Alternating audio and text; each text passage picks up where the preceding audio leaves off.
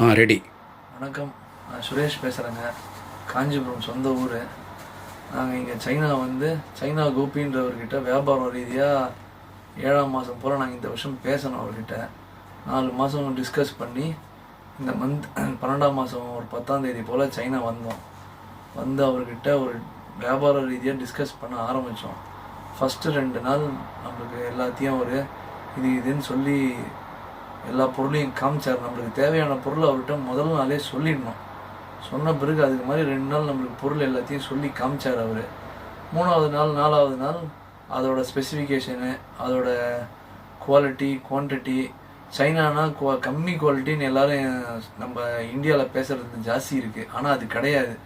இங்கே வந்தால் தான் ஒரு விஷயமும் அவர்கிட்ட சொன்னால் ஸ்பெசிஃபிகேஷன் போட்டு பண்ணி தராங்க. அதனால் தாராளமாக வரலாம். இன்னொன்று அவரோட அனுபவம் இங்கே அதிகம்.